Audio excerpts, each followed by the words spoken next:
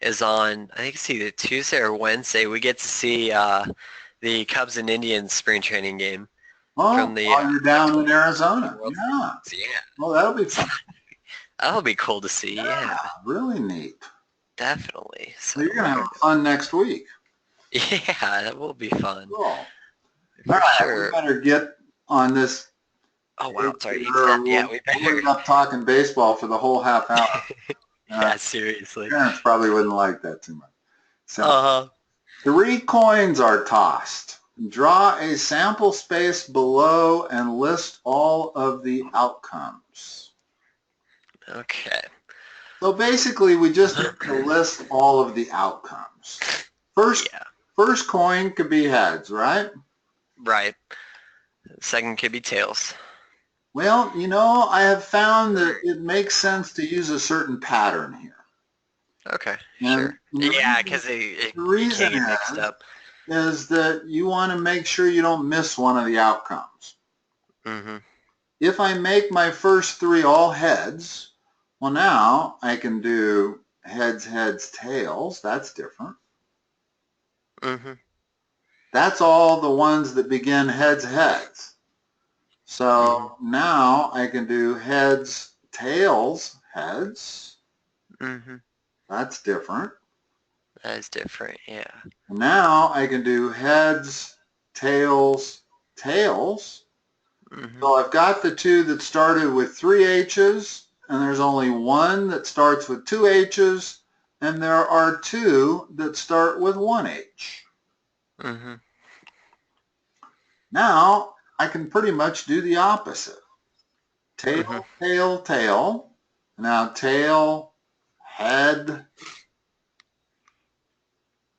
head, and then Yeah. tail, head, tail, and tail, tail, head. Should have put that second. It's all There good. should be 8 answers and only 8 answers, because when you toss a coin, you have a 50-50 chance of heads or tails, right? Right. So there are going to be 8 possible ways that these 3 coins can come up. Mm-hmm. I don't think you can find one that I've left off this list. And the key isn't so much knowing that you have to have 2 cubed number of answers. In other words, we know that there should be that many answers. Right. My But the voice is key weird. is making sure you get them all and don't leave any off. Yeah. In other words, I almost left this one off because I didn't put it in the right order. I should Mm-hmm. have put it with my pattern, tail, tail, head. Mm-hmm.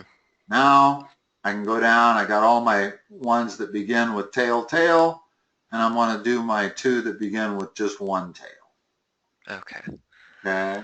And now I think you can think of a combination that I don't have amongst those 8. I don't think so.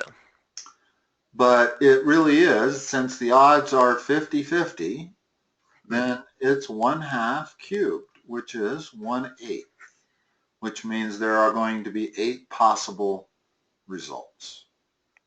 Cool. Now, I don't know if this is what they want when they say draw the sample space, but that certainly lists all of the outcomes.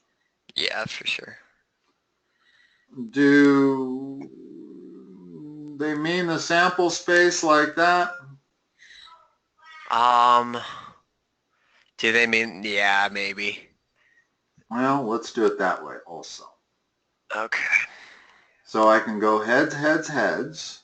Mm-hmm. Go heads, heads, tails. I can go, that's it. And then I can go heads, tails. And then I can go heads, tails. Mm-hmm. And then that's 4 possibilities. There's 1, 2, 3, 4. Right. And do the same thing starting with tail. Go tail, tail, tail, tail, tail, heads, Mm-hmm. tail, heads, and then break off and go 2 different directions. and there's 4 more possibilities. Okay. Okay, so this is probably, this is called a probability tree or something like that. It's probably what they mean by sample space. Draw the sample space below. Yeah, I'm not sure what they mean I by could that. draw it like this. What they mean. And then certainly listing all the outcomes, I did that to start. Okay. All right. Refer to the spinner shown. One thing they don't tell us that they should is that each vector is equal. Because the only way that any of these questions are going to make any sense is if there's an equal probability of landing on 4, as 6, as 9, as 12, and so forth. Okay. The only way that there is an equal probability is if these angles are all the same. Every angle, another, you know what angle, the central angle that makes up this sector that 6 is in? That's makes up 1/10 of it. So. Are there 10 numbers? Yeah. Yeah, so that is 1/10. So that angle's 36 degrees. Yeah. But that's not what's important, to know it's 36 degrees. What's important is to know that they're all 36 degree angles. Okay. And that's what makes it equally likely to land on any of these 10 numbers. Okay. Okay. Cool. What's the probability of it stopping on an even number? I said 6/10 or 3/5. How many even numbers are there? 6. Now let's 3, have 4, 1, 2, 6. 3, 4, 5, 6.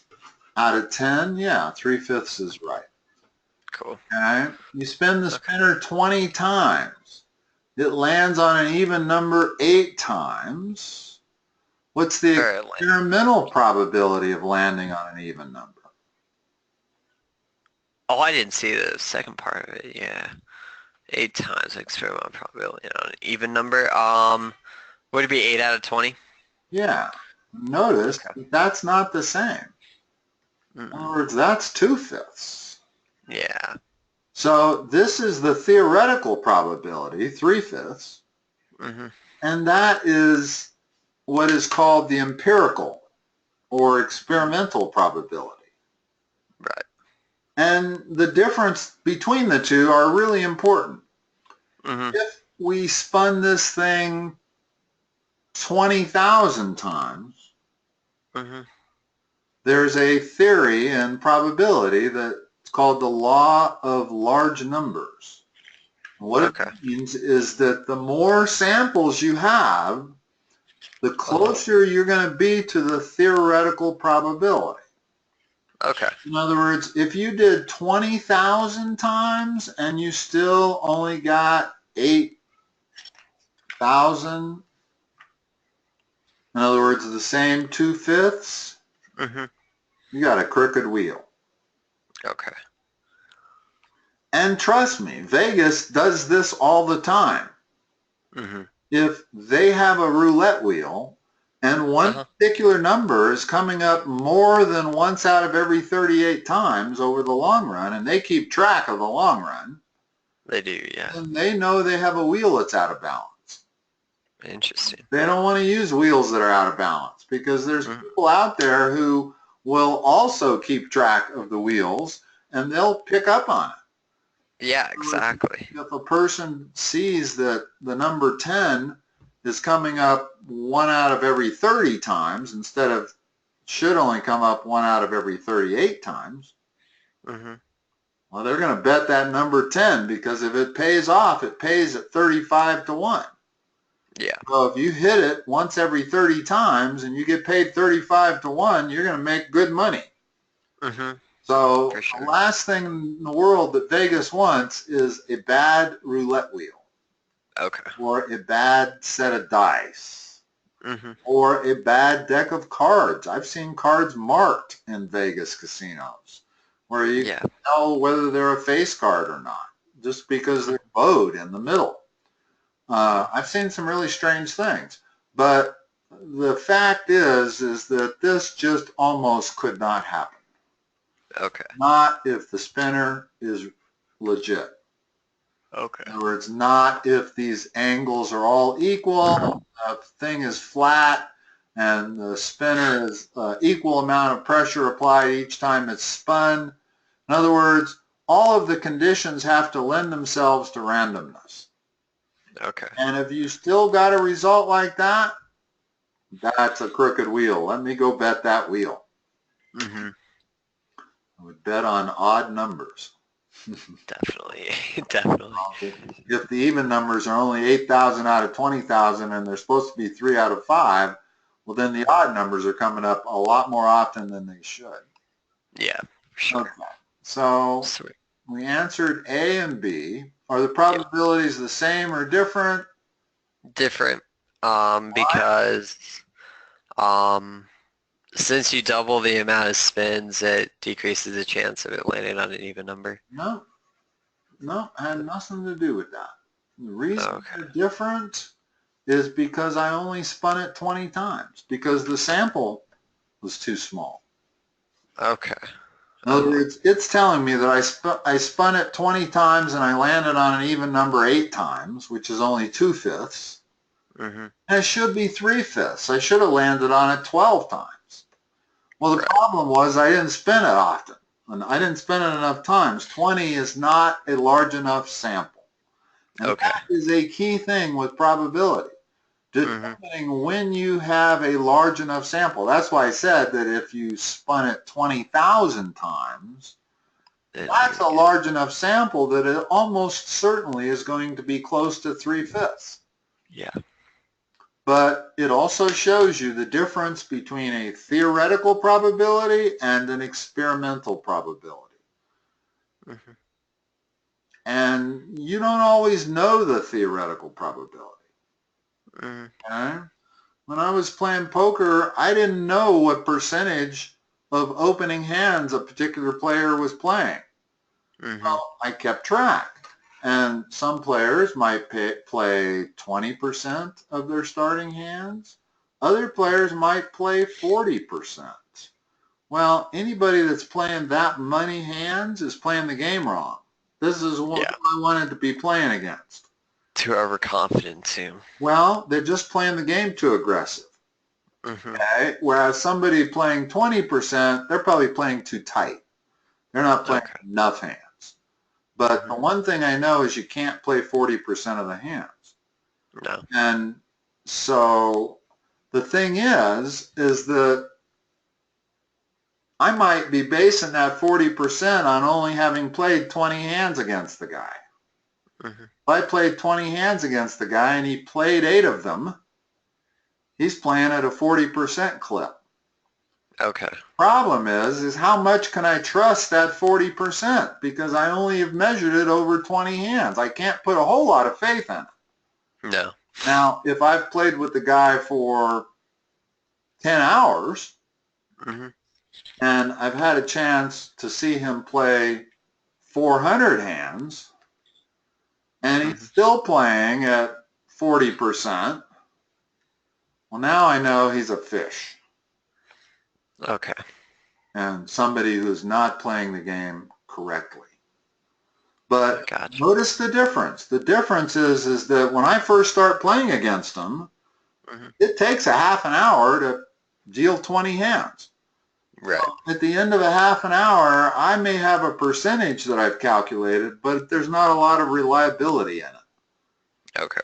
Whereas if I played with him for 10 hours and I've seen 400 hands dealt and I see that he plays 40% of them or 160, Mm-hmm. that's a pretty good sample size, 400. And For sure. if he's still playing 40% of the hands, I'm licking my chops. Mm-hmm. Uh, Yeah, definitely. Are the spins independent or dependent? Independent? Yeah, one spin has nothing to do with the previous one. No. Just like flipping a coin. Mm-hmm. I can flip a coin and get heads 8 times in a row. Mm-hmm. When I flip it the 9th time, odds are still 50-50 that it's going to be heads or tails. Right. It's That's not going to change. total independency. Yes. Yeah. In other words, and a lot of people make that mistake when they gamble, is they think there is a dependency. You'll see people go to the roulette wheel and they'll keep track of all those numbers coming up, and they'll notice, wow, number 10 has come up more frequently than it should, and they'll start betting on number 10. Oh, But it's all doesn't make a based on difference. too small of a sample. Mm-hmm. And the one given that you're absolutely certain of when you're playing games of chance is that there is no dependency between the previous and the next or the current spin, flip, roll, whatever you have. Okay. Okay? So Mm-hmm. most all games of gambling, chance, are independent. Okay. There is one game that's different, blackjack. The Yeah. reason is, Okay. the reason is they start with a 52 card deck, Mm-hmm. they deal out the hands, and then they don't reshuffle. They play with the remaining part of the deck and deal out another hand. Mm-hmm. So the odds of being dealt certain two cards the second time are not completely independent from the first hand you got dealt. Because those cards are not, that's without replacement. So when you're Right. doing something without replacement, it is dependent. Okay. And that fact is the single biggest reason why in the 60s, a famous mathematician professor went to Vegas and beat the heck out of him, took Wow. millions off of him because Oh. he understood this principle with blackjack, is that as the deck is dealt, then the cards that are out that you've counted and memorized, now you know the makeup of the remaining deck, and sometimes the makeup of the deck can be very favorable towards the player.